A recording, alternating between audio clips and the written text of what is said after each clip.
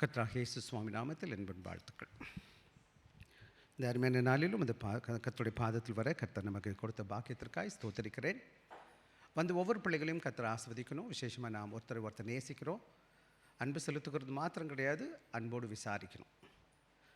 அது மாத்திரம் கிடையாது, முடிஞ்ச மட்டும் உதவிகளை செய்யணும்.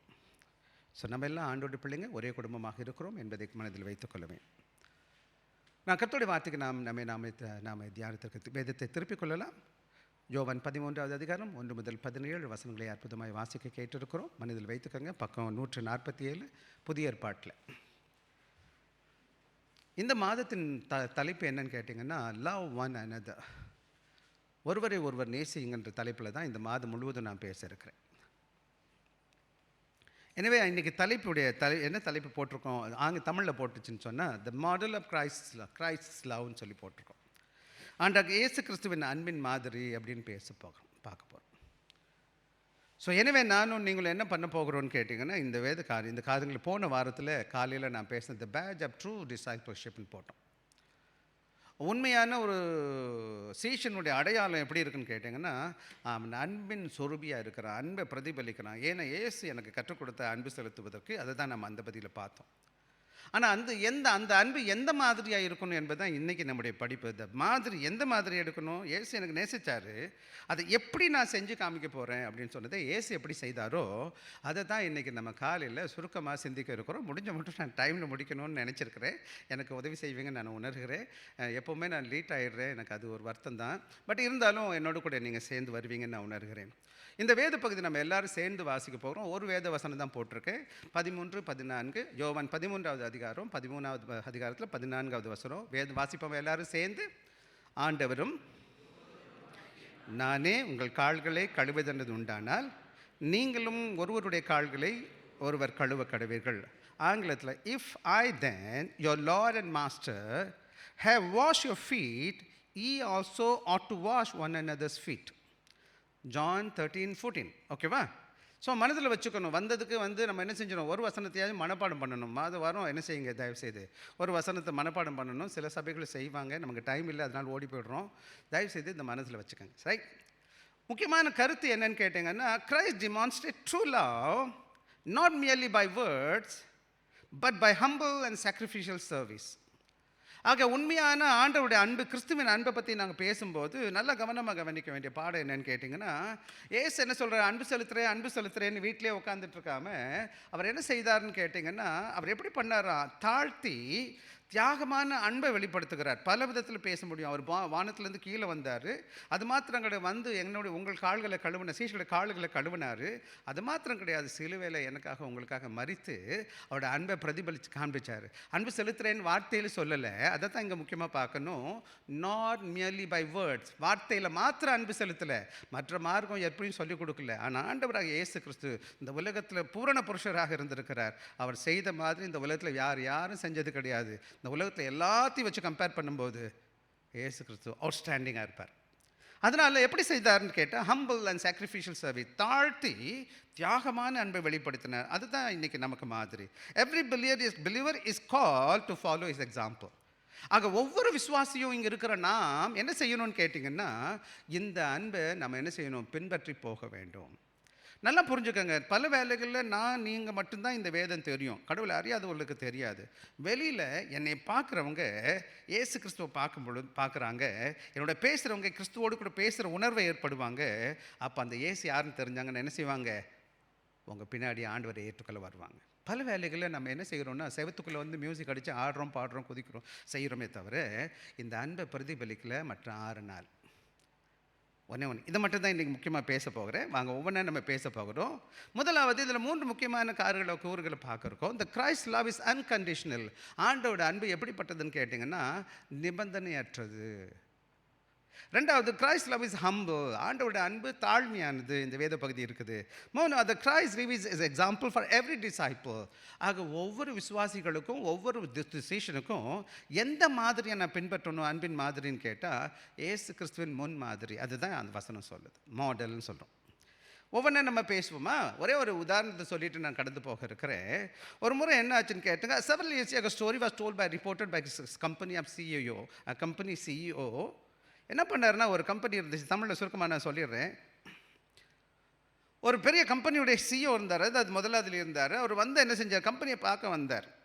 பார்க்க வரும்போது என்ன ஆச்சுன்னு கேட்டிங்கன்னா, அவர் போய் பார்த்தாரு. அங்கே என்ன செஞ்சால் ஃபேக்ட்ரி பண்ணுது, அங்கே மெயின்டெனன்ஸ் ஒர்க்கர்ஸ்லாம் என்ன செஞ்சுருக்காங்க, நிறைய எண்ணெய் ஊற்றி கீழே கிடக்குது. அது எல்லோரும் முயற்சி பண்ணிகிட்டு இருக்காங்க, ஃப்ளோரில் கீழே ஊற்றுனதை தொடச்சிக்கிட்டு இருந்தாங்க. ஆனால் இந்த ஐயா வந்தவர் என்ன செய்யலை, தான் சிஇஓன்னு சொல்லிட்டு கோட்டெல்லாம் வைக்கிறது நினைக்க விட்டுட்டு, அவர் என்ன செஞ்சார், அவர் ஆஃபீஸில் போய் கோட்டெல்லாம் இறக்கி வச்சுட்டு, அவர் என்ன செஞ்சார், பக்கெட்டையும் என்ன செஞ்சார், கிளீனர் எடுத்துகிட்டு வந்து அவரும் என்ன செய்கிறார், எல்லோரும் கூடயும் சேர்ந்து க்ளீன் பண்ணுறார். க்ளீன் பண்ண உடனே அங்கே இருக்கவங்க யாருக்கு என்ன செய்யலைன்னு கேட்டால் எல்லோரும் ஆச்சரியப்பட்டாங்க. என்னது பார்த்தோன்னு இது யாரா அப்படின்னு பார்த்தா, ஒரு ஒர்க்கர் சொன்னார், அவர் தான் நம்முடைய பாஸு. அப்போ தான் ஒருத்தர் சொன்னார் ஒரு ஒருத்தர், but I learn that day I learn he cared for us. அப்போ ஒருத்தர் சொல்கிறாரு, அவர் தான் நம்முடைய பாஸு, எனக்கு தெரியும். ஆனால் இப்போ தான் அவர் என்னை பற்றி நம்மளை உள்ள என்ன செய்கிறாரு, அக்கறை உள்ளவராக இருக்கிறாரு, நேசிக்கிறவராக இருக்கிறாரு அப்படின்னு சொல்லி அவங்க புரிஞ்சுக்கிட்டாங்க. ட்ரூ கிரேட்னஸ், அதாவது உண்மையான உயர்வு தன்மை எப்படி, not measured by how many people we serve, how many people serve us. இன்றைக்கி நம்முடைய வாழ்க்கையில் நம்ம சொல்லுவோம், எனக்கு அத்தனை வேலைக்காரங்க இருக்கிறாங்க, இத்தனை வேலைக்காரங்க இருக்காங்கன்னு சொல்கிறத விட நல்ல உயர்வு எதுன்னு கேட்டிங்கன்னா, எத்தனை பேருக்கு நான் சேவை செய்கிறவனாய் காணப்படுகிறேன். how many people how willingly we serve others. பல வேலைகளில் நமக்கு நிறைய பேர் வேலை செய்கிறது ஒரு பெருமையாக இருக்கலாம், அது ரொம்ப சந்தோஷம். உங்களுக்கு வேலை 100 நிறைய பணக்காரங்களாம் நிறைய வேலைகள் வச்சுருக்குறாங்க. நீங்கள் எவ்வளோ பெரிய ஆளாக இருந்தாலும் சரி, நீங்கள் எத்தனை பேருக்கு உங்கள் வாழ்க்கையில் சேவை செஞ்சுருக்கீங்க. கிறிஸ்துவின் உயர்வு, கிறிஸ்தவத்தில் விசேஷமாக Christian greatness is not how many people are served for us rather than how many people we serve. அதாவது என்னன்னு கேட்டிங்கன்னா, நான் எத்தனை பேருக்கு என் வாழ்க்கையில் சேவை செஞ்சுருக்கிறேன். Precisely the Jesus demonstrated. இதை தான் நம்ம 13வது அதிகாரத்தில் the king who laid his aside his outgovernment, அதாவது king of kings, ஆண்டவராக இயேசு கிறிஸ்து யாருன்னு பார்த்தீங்கன்னா, இந்த உலகத்தை படைத்த மகா உன்னதமான ஆண்டவர், சர்வ சிருஷ்டிக்கும் சிருஷ்டிகர்த்தராக இருக்கிறார், ராஜாதி ராஜராக இருக்கிறார், லார்ட்ஸ் ராஜாதி ராஜ தேவாதி தேவனாக இருக்கிறார். என்ன செய்கிறாருன்னு கேட்டிங்கன்னா, இங்கே தன்னுடைய என்ன செய்கிறார், கோட் தன்னுடைய உடைமைகளை, தன்னுடைய கார்மெண்ட், அவுட்டர் கார்மெண்ட்டை எடுத்து கழட்டி வச்சுட்டு knelt before disciple and washed their dusty feet. என்ன செய்கிறார், உலகத்தை படைத்த தேவன் சர்வ வல்லவராக இருக்கிறார். என்ன செய்கிறார், தன்னுடைய கோட்டை எடுத்து வெளியில் கழட்டி வச்சுட்டு முழங்கல் படிட்டு பேஷன் எடுக்கிறாரு. எல்லாருடைய அழுக்கான கால்களை என்ன செய்கிறார், சீஷருடைய கால்களை கழுவுகிறார். இதுதான் என்னதுக்கு பார்க்குறோன்னு கேட்டால், this is one who created universe became the servant for all. இந்த உலகத்தை படைத்த சர்வ வல்லமுள்ள தேவன் இன்றைக்கி உங்களுக்கும் முன்னாடி, அவங்க அந்த 12 சீஷர்களுக்கு முன்னாடி என்ன செய்கிறாருன்னு கேட்டால், ஒரு சாதாரண ஒரு வேலைக்காரனாக இருக்கிறார், அவர் அடிமையாக நிற்கிறார். அவருக்கு மாத்திரம் கிடையாது, உங்களுக்கும் எனக்கும் கூட தன் ஜீவனை கொடுத்து அவர் என்ன செய்தார், ஒரு சாதாரண ஒரு வேலைக்காரனை ஒரு மறித்திருக்கிறார். எனவே தான் நம்ம இந்த வேளையில் நம்ம பார்க்குற காரியம் என்னன்னு கேட்டால், விசேஷமாக இந்த 13வது அதிகாரத்தை பார்க்கும் பொழுது 13வது அதிகாரம் 1வது வசனம் எனக்காக யாராச்சும் வாசிக்கலாம். பஸ்கா பண்டிகைக்கு முன்னே இயேசு உலகத்தை விட்டு போகும்படியான தம்முடைய வேலை வென்றது அறிந்து போது அங்கனே நிப்பாட்டிடுவோம். ஆக இங்கே நல்லா புரியும் போது என்னன்னு கேட்டால், turning point in John gospel. இதுவரை ஆண்டவராக இயேசு கிறிஸ்துடைய ஊழியம் போயிட்டே இருக்குது.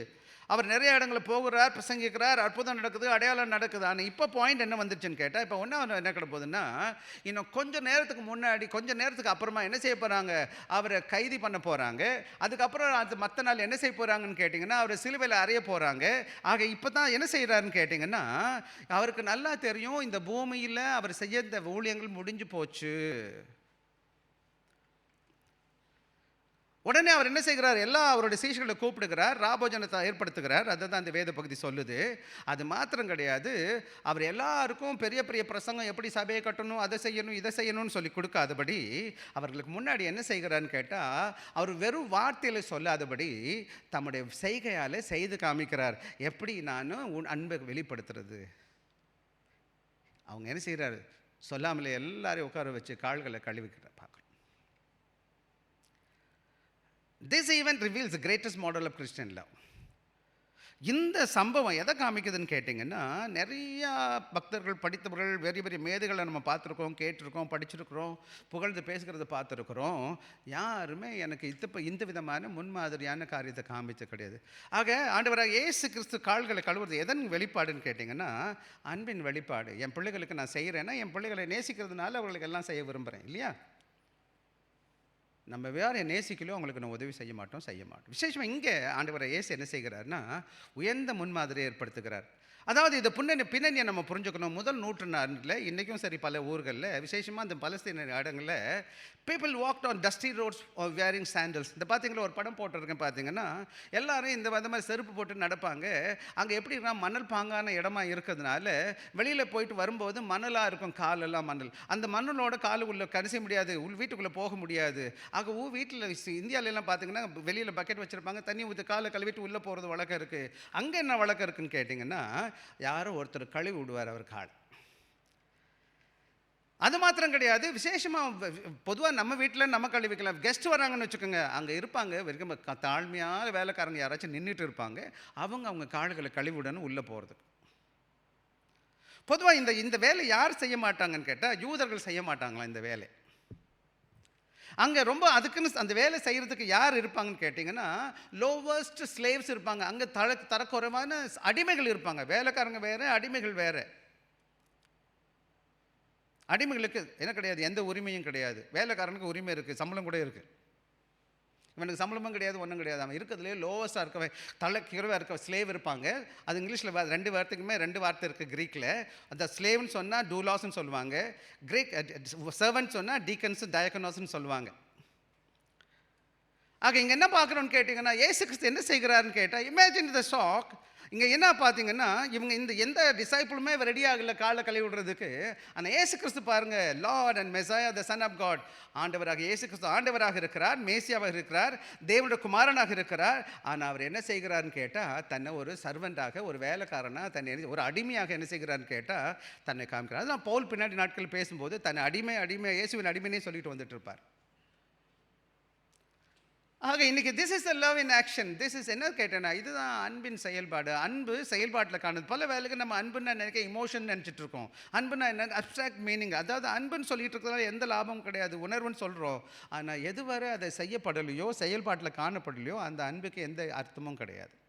வச்சுக்கோங்க, எனக்கு 2 பிள்ளைங்க கடவுள் கொடுத்துருக்கேன். நான் சொல்கிறேன், அப்பா அவங்கள நேசிக்கிறேன்னு சொல்கிறேன். ஆனால் எதுவுமே நான் என் பிள்ளைகளுக்கு செய்யலைன்னா அது என்ன நேசிக்கிறது, என்ன அன்பு? என் வீட்டுக்கார அம்மா பார்த்து அம்மா நேசிக்கிறேன்னு சொன்னேன், அந்த பிள்ளைக்கு ஒன்றும் நான் செய்ய மாட்டேன்னு வச்சுக்கோங்க, என்ன நடக்கும்?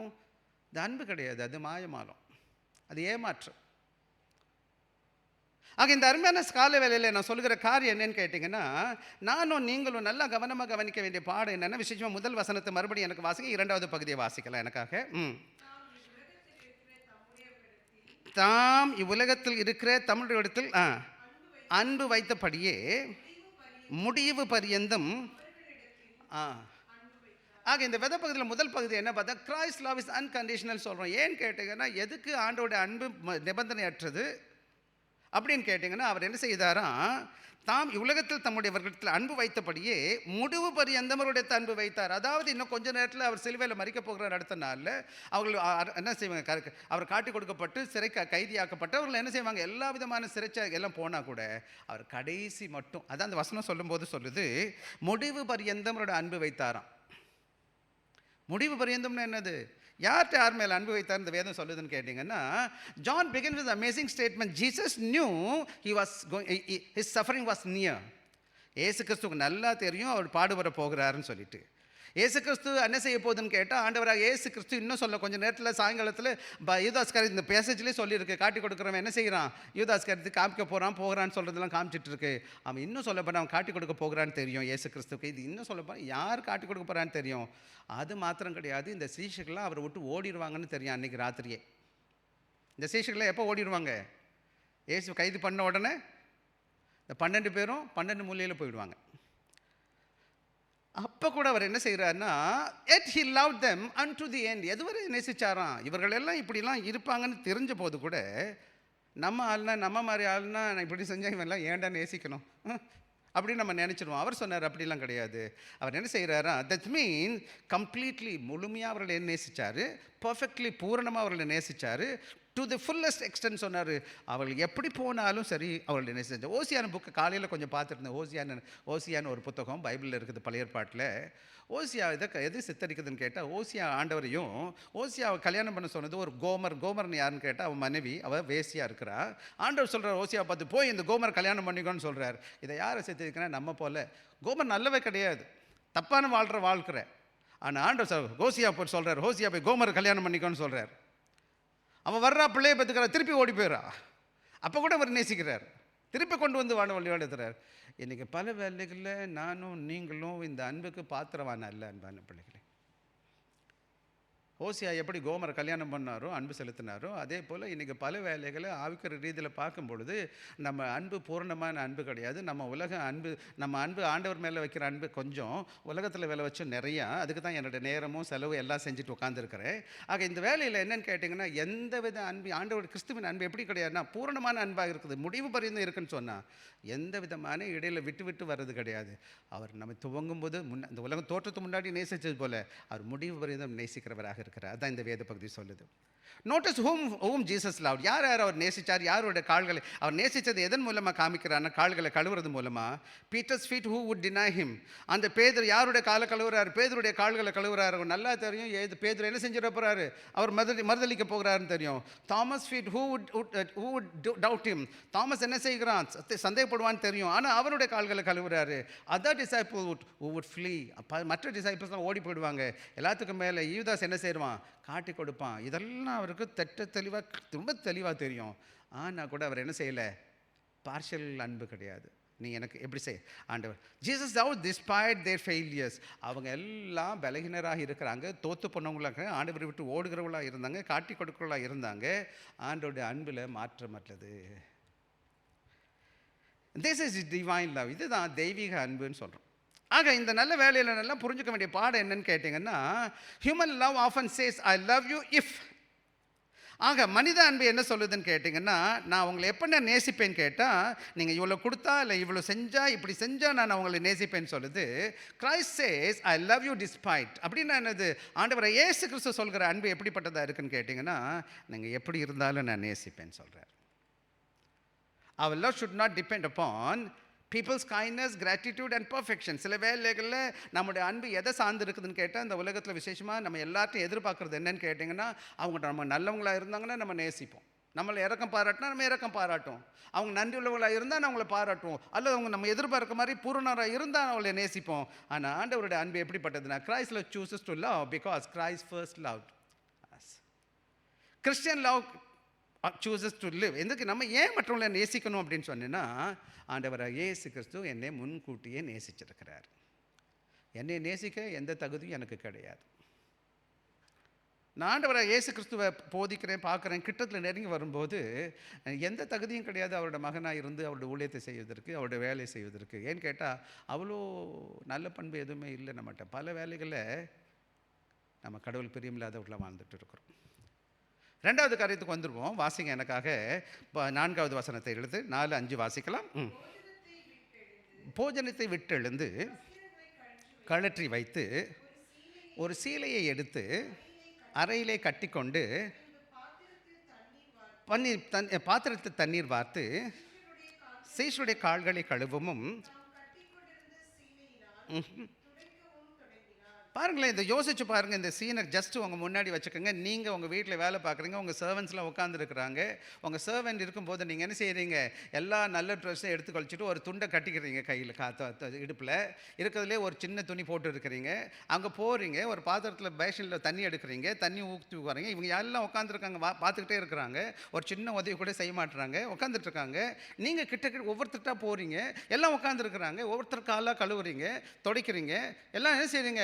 இந்த மாதிரி 12 பீப்புளுக்கு கண்டினியூஸாக செஞ்சுட்டு இருக்கிறீங்க. அங்கே இருக்கிறவங்களாம் வேடிக்கை பார்த்துட்ருக்காங்க. எப்படி இருக்கும் கேட்குறதுக்கு, பார்க்குறதுக்கு கோபமாக வரும் நமக்கெல்லாம். இங்கே ஒன்றும் பண்ண மாட்டாங்க, பாரு திரும்ப பிடிச்சி உட்காந்துருக்காங்க. தயவு செய்து இதெல்லாம் உங்களுக்கு உண்மையான அன்பில் என்ன நீங்கள் செய்ய முடியாது. இதை நீங்கள் ஃபுல்லாக போங்க, யோசிச்சு பாருங்கள். இந்த சீனை அப்படியே ரீக்ரியேட் பண்ணுங்கள் உங்கள் வீட்டில். இல்லைன்னா உங்கள் வீட்டில் ஒருத்தருக்கு ஒருத்தர் காலை கழுவுங்க. இன்றைக்கி போய் சொல்லுங்கள், ஆண்டவரே அப்பா, வீட்டுக்காரப்பாக்கிட்ட சொல்லுங்கள், வீட்டுக்காரன் சொல்லுங்கள், ஐயா உங்களை அப்பா உண்மையிலே நேசிக்கிறேன்னு சொல்லுங்கள். வீட்டுக்காரம்மா உங்கள் வீட்டுக்காரக்க கழுவி சொல்லுங்கப்பா, உங்களை நான் ரொம்ப நேசிக்கிறேன், இயேசு சாமி நேசித்தது போல சொல்லுங்கள், பார்க்கலாம். பிள்ளைகளுக்கும் நீங்கள் கழுவி பாருங்கள், பார்க்கலாம்.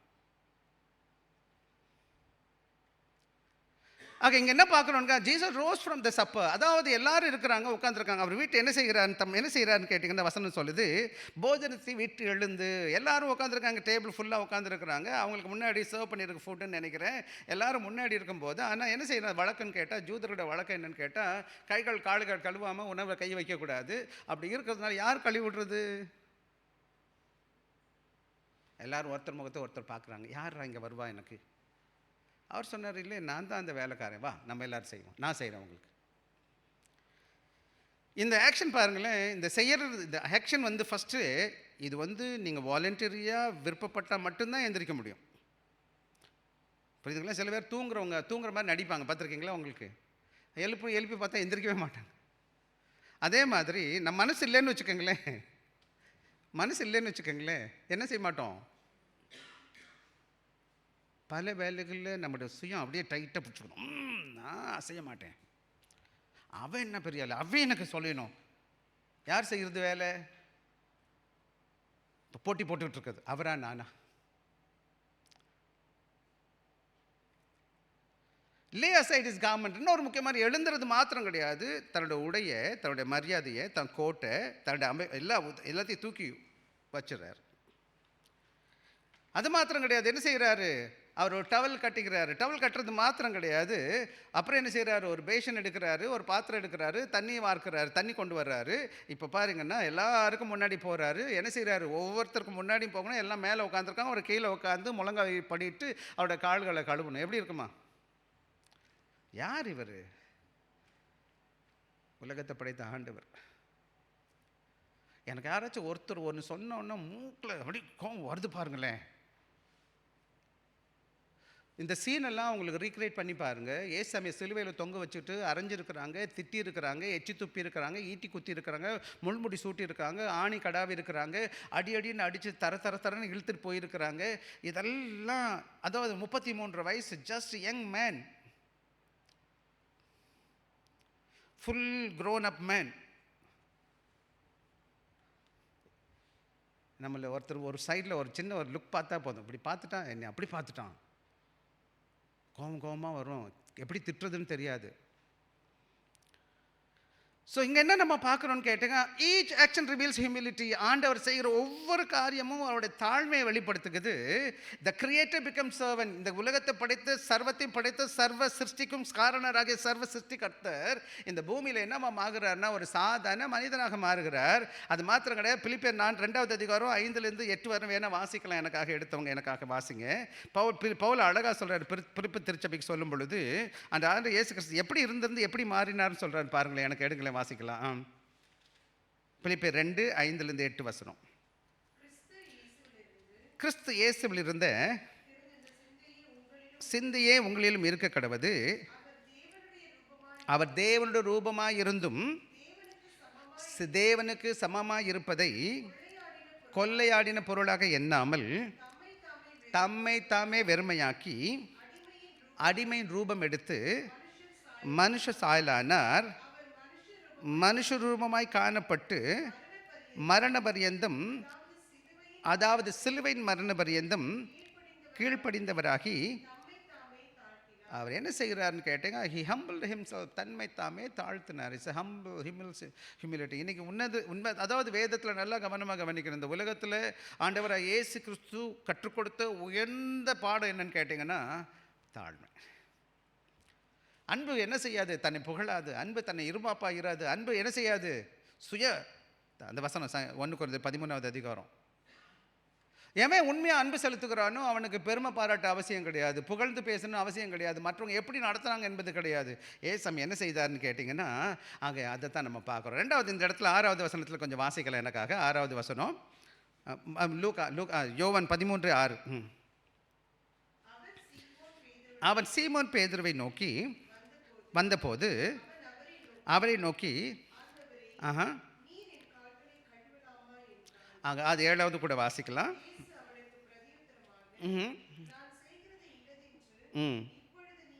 அறியாய் அறிவாய் என்றார்.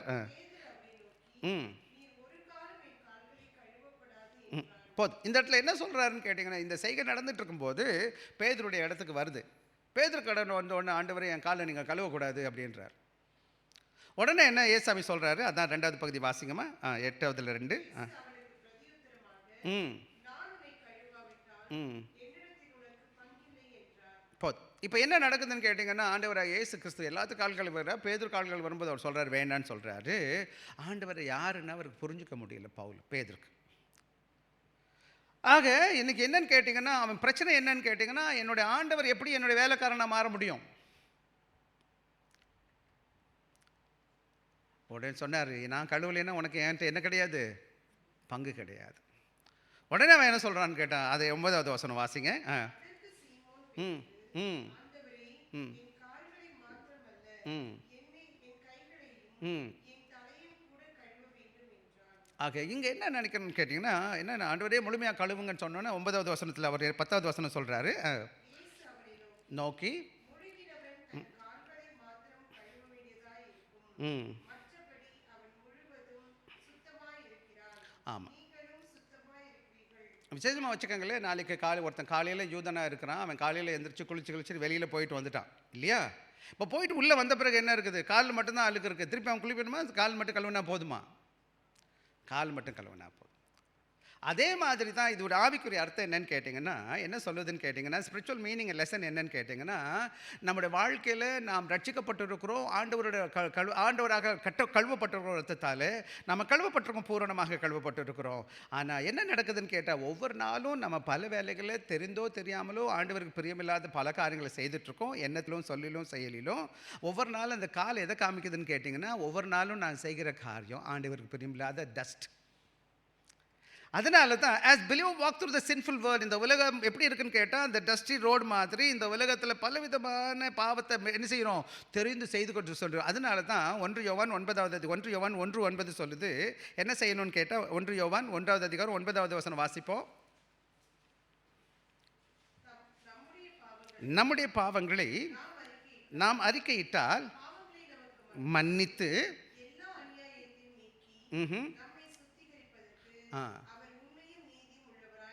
ஆக இங்கே என்ன நடக்குதுன்னு கேட்டிங்கன்னா, ஆண்டவர் சொல்கிறார், ஐயா நீ முதலே குளிச்சுட்ட, ஆண்டவராக இயேசு கிறிஸ்து பிள்ளையாக மாறிட்ட, இப்போ திடீர் சுத்திகரிக்க வேண்டியதில்லை. ஆனால் என்ன செய்யணும், ஒவ்வொரு நாளும் உன் கால்களை கழுவணும். அப்படின்னு என்னது, ஒவ்வொரு நாளும் நான் செய்த பாவத்திற்கு மன்னிப்பை கேட்கணும், சுத்திகரிக்கப்படணும்.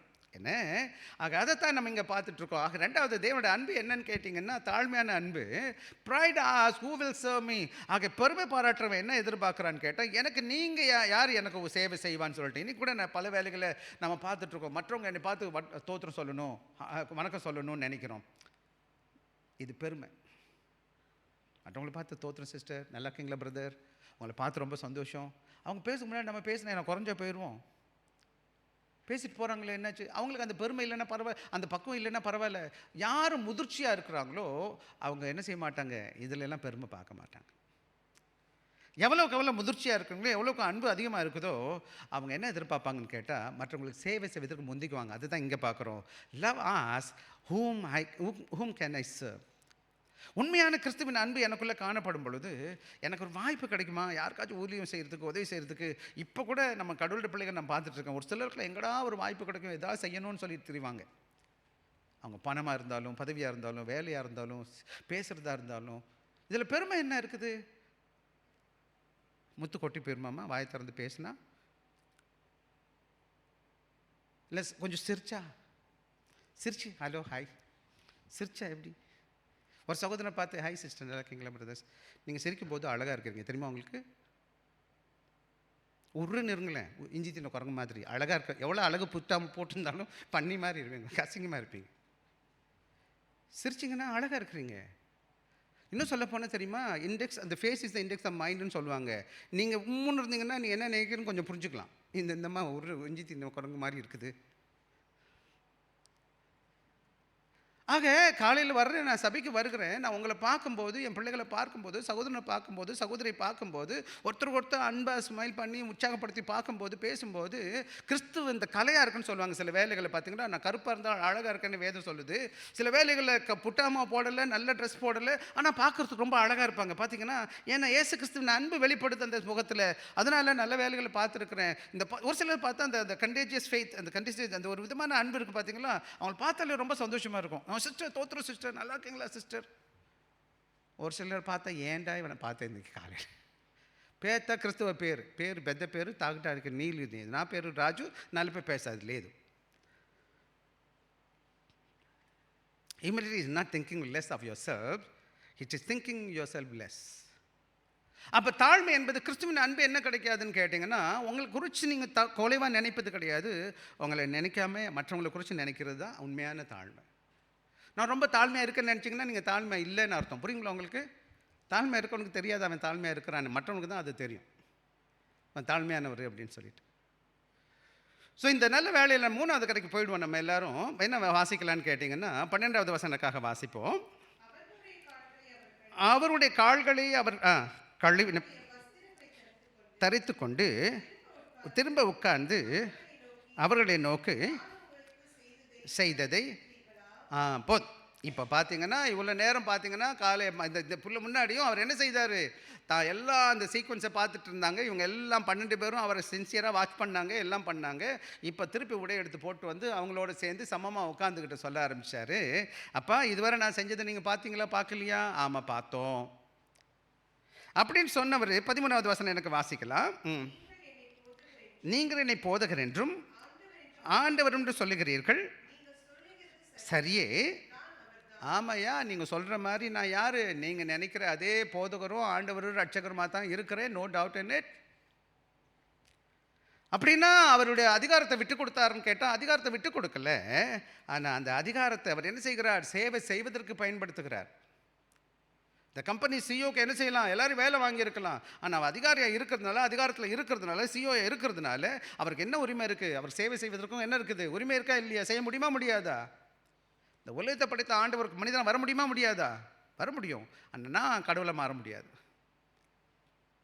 கடவுளுக்கு அதிகாரம் இருக்குது இந்த பூமியில், எது வேணாலும் அவர் செய்ய முடியும். சர்வ வல்லவர் இல்லையா, அவரால் முடியாத காரியம் இல்லையா. அதே போல் நான் உயர்வாக இருப்பதுனால, தகுதி உள்ளவனாக இருக்கிறதுனால நான் தாழ்மையான வேலை செய்கிறது தவறு கிடையாது. மற்றவங்களுக்கு சேவை செய்வதற்கு நிறைய வாய்ப்பு. இன்னும் நான் அதிகமாக புரிஞ்சுக்கிட்டேன், நான் எவ்வளோக்கு மேலே போகிறேனோ எனக்கு கீழே நிறைய பேர் இருக்காங்க, நான் சேவை செய்ய முடியும்.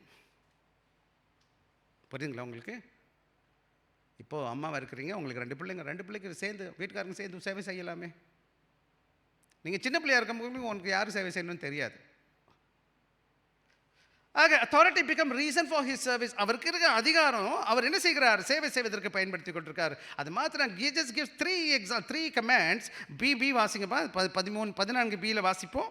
14 வாசிக்கலாம்.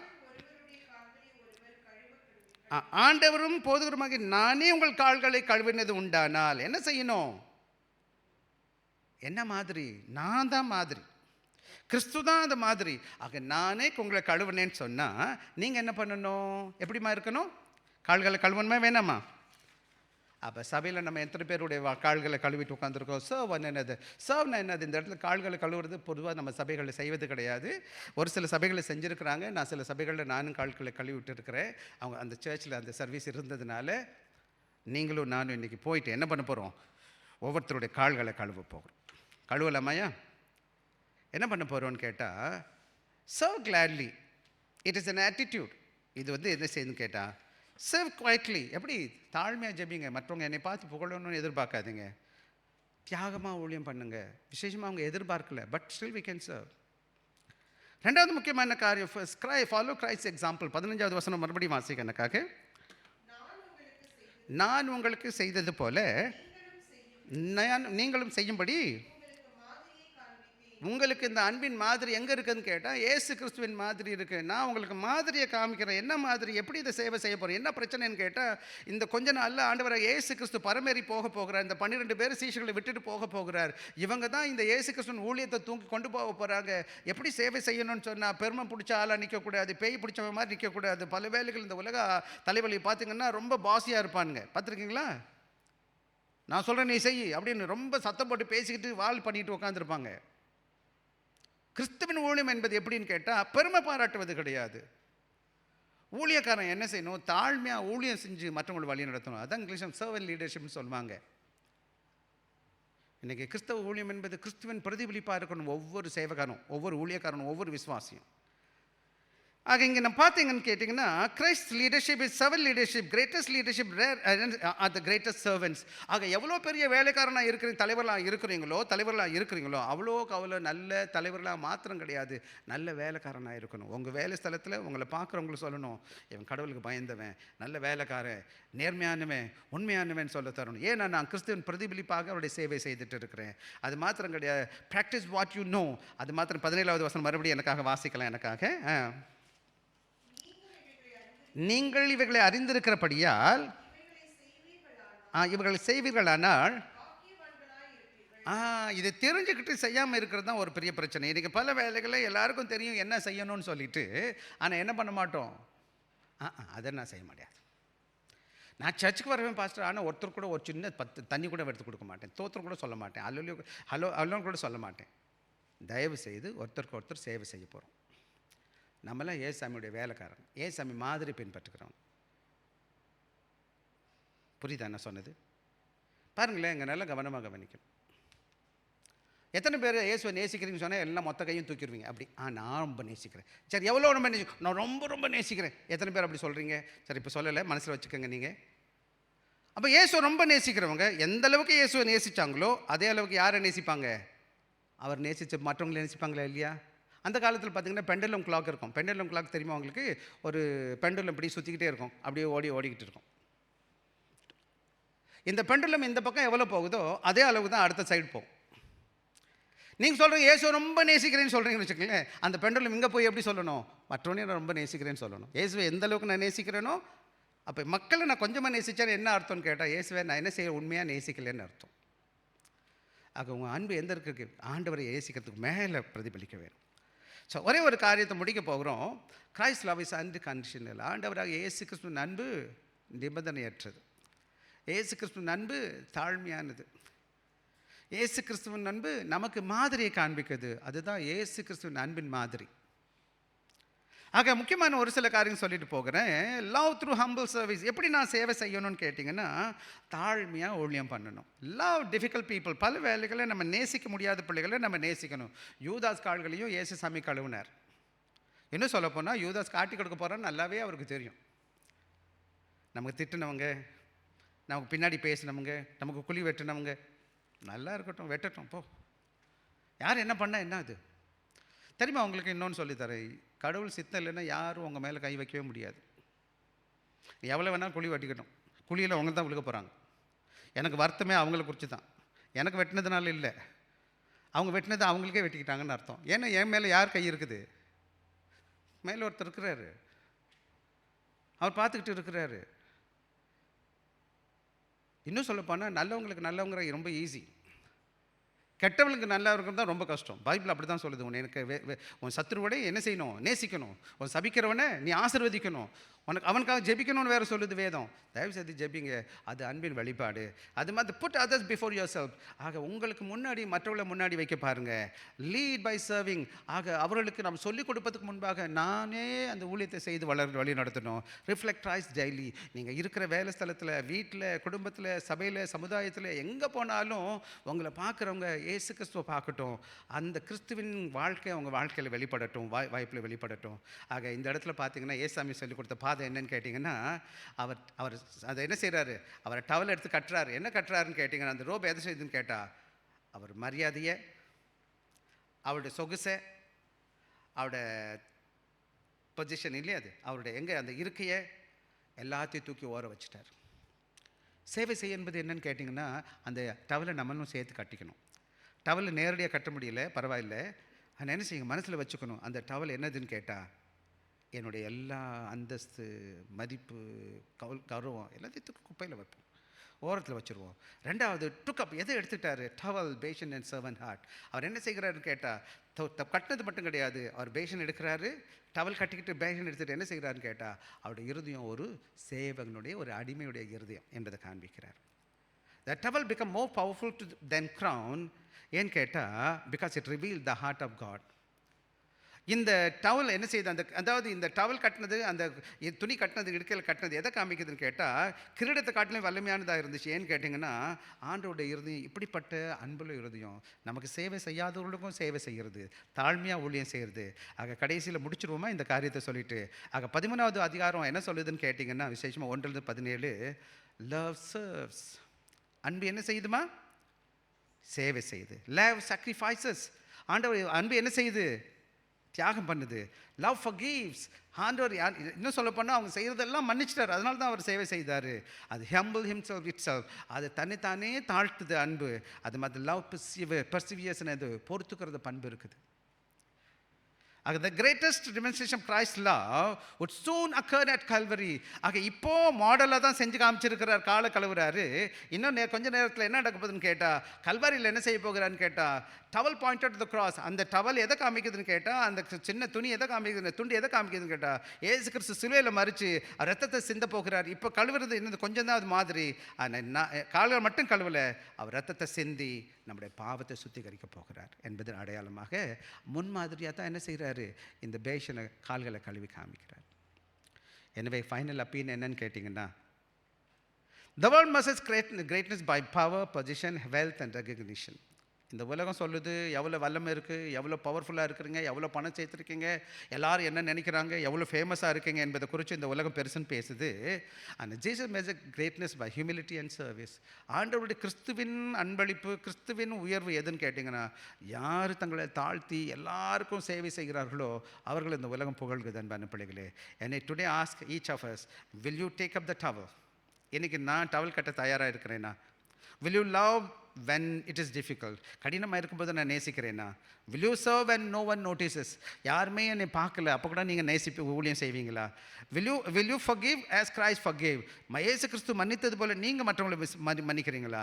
will you humble yourself as Christ humbled himself? இயேசு கிறிஸ்து தம்மை தாழ்த்தினது போல நீங்கள் உங்களை நேசிக்கிறீங்களா? அப்படி இருக்குன்னு சொன்னால் ஆண்டவர் உங்களை ஆசீர்வதிப்பார். வாங்க கண்ணை மூடி ஜெபிப்போம்.